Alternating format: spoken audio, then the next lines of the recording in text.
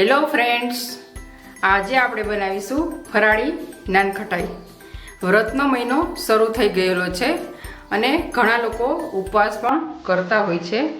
તો જ્યારે પણ કંઈ ગળ્યું ખાવાનું મન થાય તો તમે આ નાનખટાઈ ખાઈ શકો છો। તો ચાલો બનાવીએ।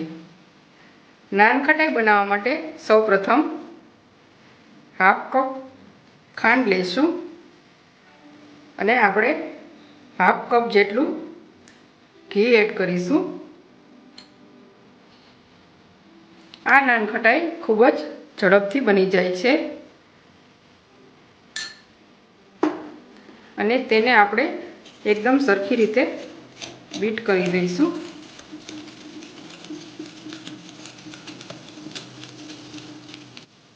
તમે જોઈ શકો છો ખાંડ અને ઘી એકદમ સરસ મિક્સ થઈ ગયું છે, તેનો કલર પણ સરસ ચેન્જ થઈ ગયો છે। હવે આપણે તેમાં 1/3 કપ ટોપરાનું છીણ એડ કરીશું।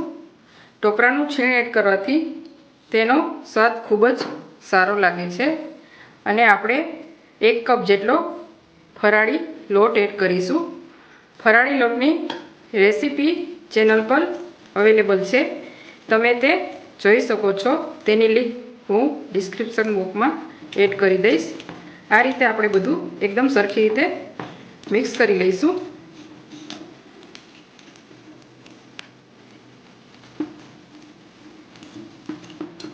તમને જો નારિયેળનું છીણ વધારે પસંદ હોય તો તમે થોડું 1-2 ચમચી એડ કરી શકો છો।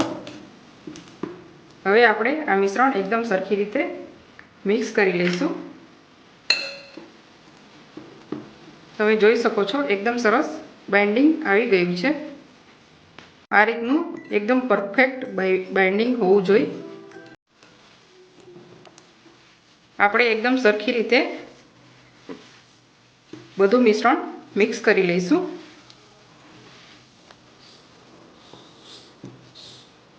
તમે જોઈ શકો છો એકદમ સરખી રીતે આપણું મિશ્રણ તૈયાર થઈ ગયું છે। આ રીતે એકદમ પરફેક્ટ બાઇન્ડિંગ આવી જવું જોઈએ। તમે જોઈ શકો છો। હવે આપણે નાનખટાઈ વાળી લઈશું। આપણે હાથમાં એક નાની સાઈઝનો લુઓ લઈ અને આ રીતે આપણે નાનખટાઈ બનાવી લઈશું।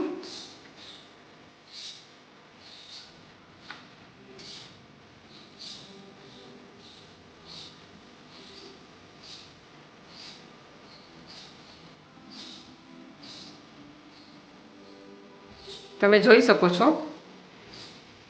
આ રીતે આપણે બધી નાનખટાઈ બનાવી લઈશું। આપણે આ બધી નાનખટાઈ તૈયાર કરી લીધેલી છે। હવે આપણે તેની પર થોડું ગાર્નિશિંગ કરી લઈશું। મેં અહીં તૂટી ફૂટી લીધેલી છે।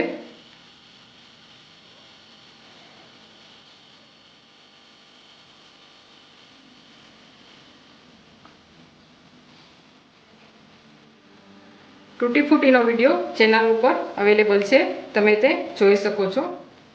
લિંક હું ડિસ્ક્રિપ્શન બોક્સમાં આપી દઈશ। મેં ફરાળી ઢોસા, ફરાળી કેક અને ફરાળી હાંડવો પણ બનાવેલો છે, તેનો વિડીયો પણ ચેનલ પર અવેલેબલ છે, તે તમે જોઈ શકશો।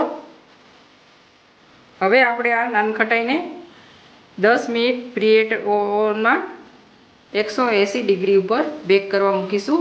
જો તમારે ગેસ ઉપર કડાઈમાં બેક કરવી હોય તો તમે તેને 20 થી 25 મિનિટ માટે બેક કરી શકશો। તમે આ તૂટી ફૂટીની જગ્યાએ બદામથી પણ ગાર્નિશ કરી શકો છો। આપણી આ નાનખટાઈ બેક થઈને તૈયાર થઈ ગઈ છે। તમે જોઈ શકો છો એકદમ સરસ કલર પણ ચેન્જ થઈ ગયો છે અને આ સરસ ક્રેક પડી ગઈ છે, તેનો અર્થ એમ કે આ નાનખટાઈ એકદમ સરસ બેક થઈ ગઈ છે। આપણે આ નાનખટાઈને 20 થી 25 મિનિટ માટે બેક કરેલી છે। તમારા ઓવનનું ટેમ્પરેચર જે પ્રમાણે હોય તે પ્રમાણે તમે તેને સેટ કરીને બેક કરી શકો છો। જો તમને આ મારી રેસીપી પસંદ પડે તો તેને તમે લાઈક, શેર અને વધુમાં વધુ સબસ્ક્રાઈબ કરશો। અને આ ફરાળી વાનગી તમે તમારા બાળકોને એક વખત જરૂરથી બનાવીને આપજો, જ્યારે નાની બાળાઓ ગૌરી વ્રત, જયા પાર્વતી કે ફૂલકાજડી રહેતી હોય છે ત્યારે તેને વારંવાર કંઈ પણ ખાવાનું મન થતું હોય છે. ત્યારે તમે જો આ રીતના તેને બનાવીને ખવડાવશો તો તેને બહુ જ ગમશે. તો તૈયાર છે આપણી ફરાળી નાનખટાઈ. તેને આપણે એક સર્વિંગ પ્લેટમાં કાઢી લઈશું. તો તૈયાર છે આપણી ફરાળી નાનખટાઈ.